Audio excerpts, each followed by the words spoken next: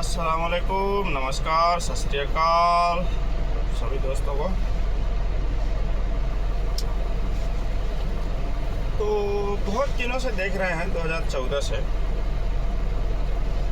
एक हमारे इंडिया भारत में एक जीव पाया जाता है जिसको शायद नरेंद्र मोदी के नाम से लोग जानते हैं। जीव मैंने इसलिए कहा कि जीव को काम है खाली खाना खाना और मल मूत्र त्याग करके सो जाना। तो वैसे हैं हमारे नरेंद्र मोदी। मैं देख रहा था तब हमारी उम्र भी बहुत कम थी अभी। तो मोदी जी एक बात कह रहे थे, कांग्रेस की हुकूमत थी, मनमोहन सिंह जी प्रधानमंत्री थे। तो मोदी जी का स्टाइल है, भाइयों बहनों क्या वजह है रुपया इतना पतला होता जा रहा है। हाँ, ऐसे बोलते थे मोदी जी। तो वो चीज़ है कि आज वो मोदी जी के खुद हाथ में है, तो क्या वजह है कि रुपया इतना पतला होता जा रहा है, वो मोदी जी क्यों नहीं बता रहे भाई। और दूसरी चीज,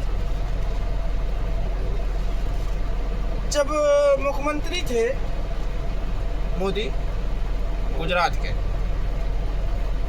तो उनके राज्य में सबसे बड़ा कांड हुआ 2002 में, गोधरा कांड, जो साबरमती एक्सप्रेस ट्रेन में दंगा हुआ था सबसे बड़ा वाला।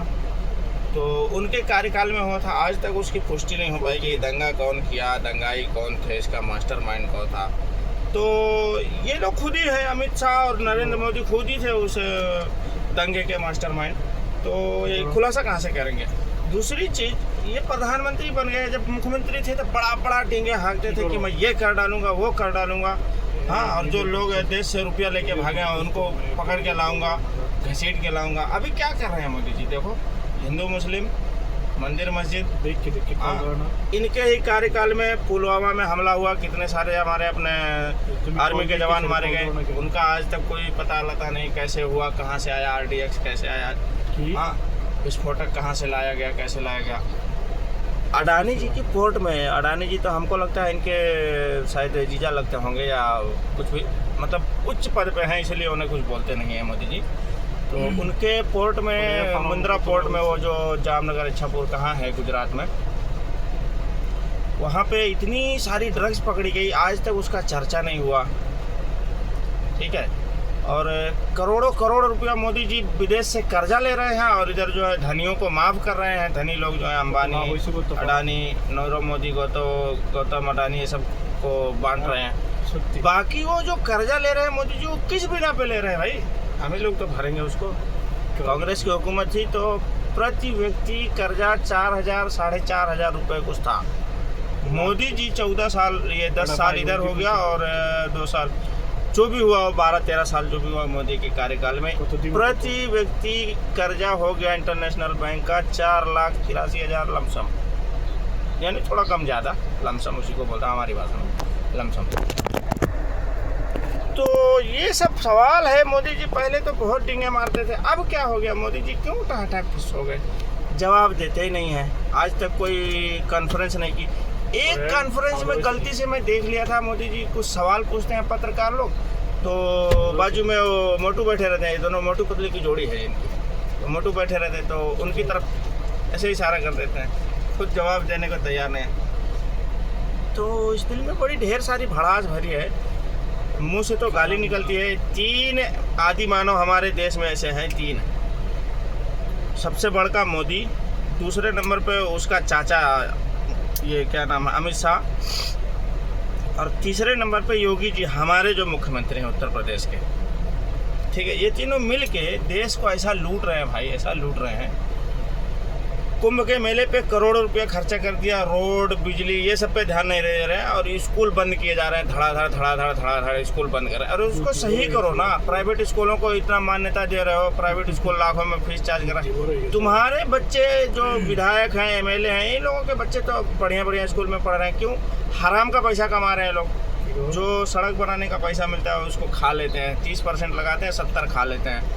हाँ, वो सब पैसा लेके लोग अपना अच्छे अच्छे स्कूल में बच्चों को पढ़ाते हैं। और जो गरीबों के बच्चे हैं, हमारे तुम्हारे बच्चे, इनको मजबूर करते हैं कि अनपढ़ रहेंगे तो 1 क्वार्टर दारू और 1 ठो मुर्गी, इसमें फिर दे तेरी की जय सिया राम और जय बजरंग बली और जय माँ काली करने वाला नहीं मिलेगा इनको। जब सब पढ़ लिख जाएंगे, जब सब पढ़ लिख जाएंगे तो इनको नौकरी देनी पड़ेगी।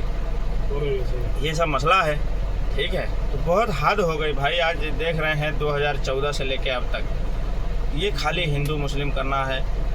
गाय इनके बाप लोग काट रहे हैं, इनके जीजा लोग काट रहे हैं, उनको नहीं बोलते हैं। ये बंद करवाओ ना, जो भारत का सबसे बड़ा 5 बूचड़ खाना है, बंद करवाओ। क्यों अलकबीर के नाम से चला रहे?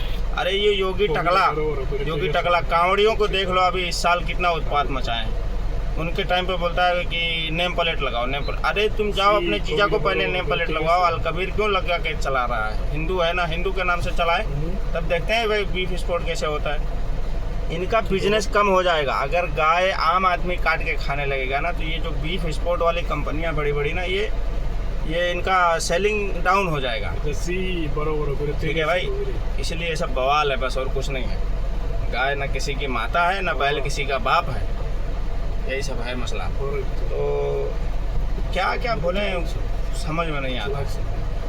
अभी देखो, अभी ये नया सत्र चालू हुआ था उसका पार्लियामेंट का, वही सुन रहे थे अभिषेक शर्मा का, रवीश कुमार का बयान। उसमें सवाल किया जा रहा है राजनाथ सिंह जी को, जिस सवाल पे बोलना चाहिए, जवाब देना चाहिए, उसका अलग ही जा रहे हैं वो पता नहीं कहाँ। हाँ, एक तो नचनिया हम देखे थे मनमोहन सिंह के ज़माने में, जब 450 रुपये सिलेंडर था तो चक्का जाम करके बैठी थी। वो नचनिया दिख नहीं रही है हमको आजकल। अब लगता है उसको फ्री में मिलने लगा है सिलेंडर, इसलिए कुछ बोल नहीं रही है। ठीक है। और तो काना देव बाबा है, काना देव बाबा तो बोलता था 30 रुपये लीटर पेट्रोल चाहिए और 15 रुपये लीटर डीजल चाहिए। काना देव बाबा तो पता नहीं कहाँ चला गया, वो हो गया। दूसरी और ऐसे ऐसी बहुत सारी चीज़ें हैं। और एक तो हमारे क्या नाम है अपना, इतना टैक्स तो गवर्नमेंट जब ब्रिटिश हुकूमत थी तब नहीं लगा था जितना अब आपके ज़माने में चल रहा है। ये मोदी की हुकूमत में इतना टैक्स लगा दिया है, आम जनता इससे मर ही जा रही है। लेकिन जनता का आँख नहीं खुल रहा। जो गोबर भगते हैं ना, वो बस खाली हाय मोदी हाय मोदी हाय मोदी। क्या मिलता है इन लोगों को समझ में नहीं आता है। चलिए ठीक है, इस मामले में भाई हमारा ये पहला वीडियो है। अब लगता है अब चुप नहीं बैठना पड़ेगा, अब सबको सोशल मीडिया पे आना ही पड़ेगा। ठीक है, चाहे आम आदमी हो चाहे खास आदमी हो, ठीक है, सबको आना पड़ेगा। अब सोशल मीडिया पे कुछ ना कुछ बोलो इस सरकार के खिलाफ, और इसको जो है ना उखाड़ के फेंको। और ऐसा फेंको कि एकदम जीवन भर के लिए फेंक दो। भले इसकी जगह पे दूसरी कोई पार्टी बनाओ, लेकिन इसको तो मेरे हिसाब से तो इसको बैन ही कर देना चाहिए। हिंदुस्तान से इसको, भारत से इसको बैन ही कर देना चाहिए। ये एक बीजेपी को और दूसरी आरएसएस को, दोनों को बैन कर देना चाहिए।